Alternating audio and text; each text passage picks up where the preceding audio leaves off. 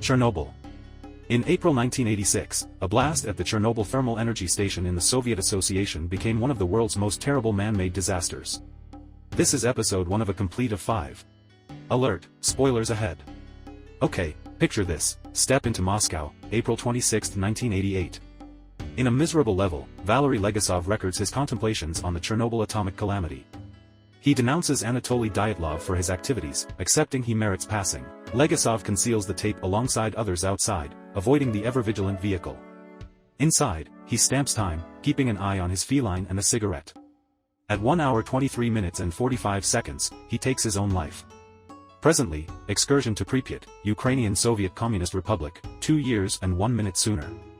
A fastidiously arranged local area for the Chernobyl thermal energy station arises. In a loft, Lyudmila Ignatenko encounters a telling response, moving to one side to blend tea.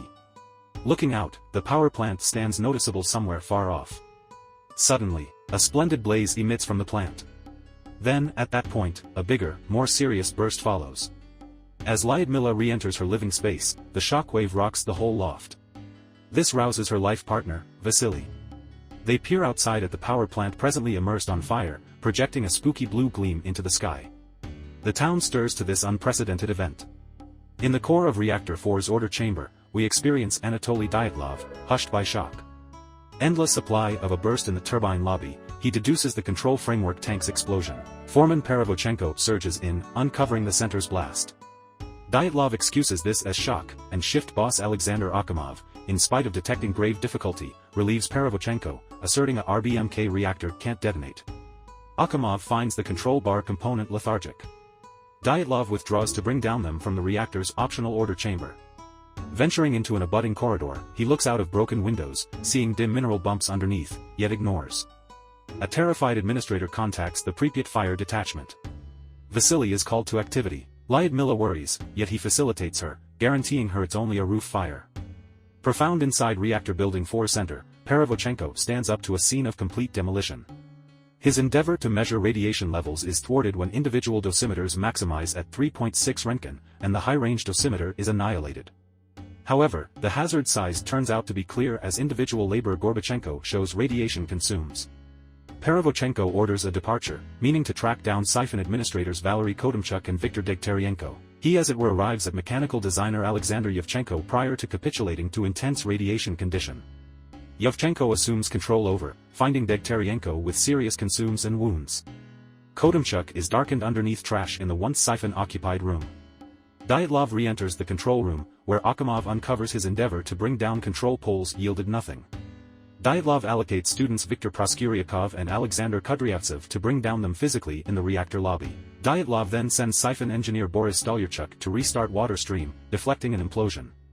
He asks about radiation levels. Akimov battles to make sense of its above 3.6 Röntgen.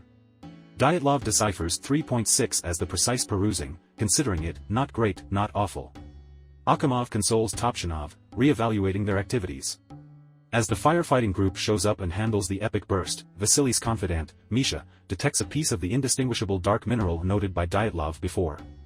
He analyzes it before Vasily guides him to zero in on hose arrangement. Misha encounters a strange aggravation in his grasp.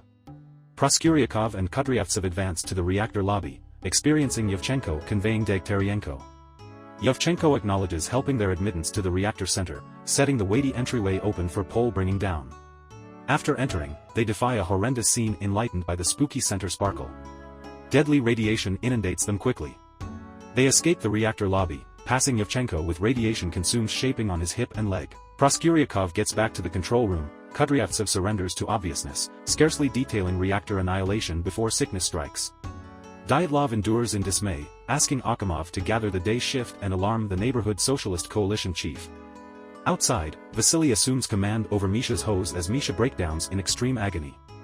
A person on call eliminates Misha's glove, uncovering his hand consumed by an obscure power.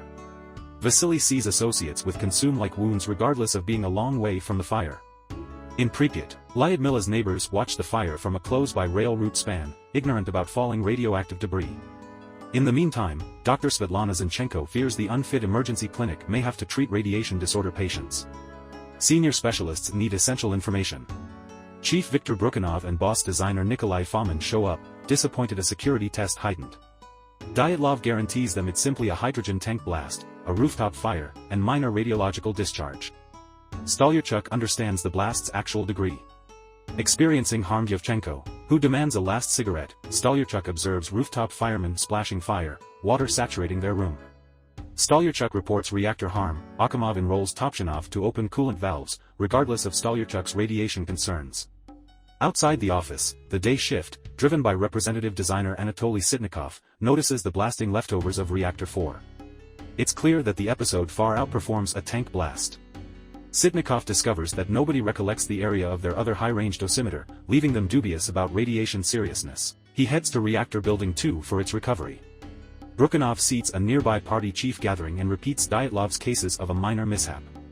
Be that as it may, Chief Part Petrovich transparently challenges this, featuring the sparkling air around the reactor and firemen's apparent radiation infection. The leader's most established part, Zharkov, conveys a motivating discourse. He underlines that their job isn't to discuss the episode's extension. With Mikhail Gorbachev informed, their objective is to keep the catastrophe's data from leaving Pripyat. Along these lines, the Soviet Association can proceed with its obligations without worried over trivial issues like detonating atomic plants. The chief group withdraws the gathering, fortified by Zharkov's discourse. Following this, Sitnikov shows up to meet with Brukhanov, Fomin, and Dyatlov. He illuminates them that their high-range dosimeter broke down upon initiation, however they figured out how to get a mid-range dosimeter from the local group of firefighters. The radiation level surpasses 3.6 Röntgen, arriving at no less than 200 Röntgen, possibly considerably higher. Additionally, Sitnikov explores around Reactor Building 4, finding graphite-like pieces suggesting the reactor center's unforeseen blast. Dyatlov and Fomin fervently reject this as impossible. Sitnikov concedes not knowing how it worked out, driving Dyatlov to chip in for a review from the structure's top, just to upchuck and pass out prior to doing as such. Therefore, Sitnikov hesitantly takes on the assignment. As Akhimov and Topchinov set out on their disastrous mission to open cooling framework valves, Sitnikov embraces his similarly ill-fated try. Looking into the uncovered reactor center from the destroyed building's rooftop, he gets a lethal portion of radiation likened to Proskuryakov and Kudryavtsev prior to him. All the while, Dyatlov is driven out of the organization building, uncovering the degree of the first light's annihilation. Different firemen, including Vasily, wrestle with intense radiation disorder. In Pripyat Emergency Clinic, Dr. Zinchenko pursues the vital mission at hand as the principal setbacks show up. In Moscow, a more energetic and vigorous Valery Legasov gets the telephone, gaining from Representative Executive Boris Skurbina that he's been picked for a panel regulating the mishaps aboard. While Pripyat's kids head to school, careless in regards to the haze of radiation slowly wrapping the town, not a single one of them spot an inert bird falling from the sky due to the radiation's belongings. Congrats, this is the main episode of a sum of 5. Episode 2 is just around the corner. Buy in to get warnings for Episode 2. Much obliged to you for watching.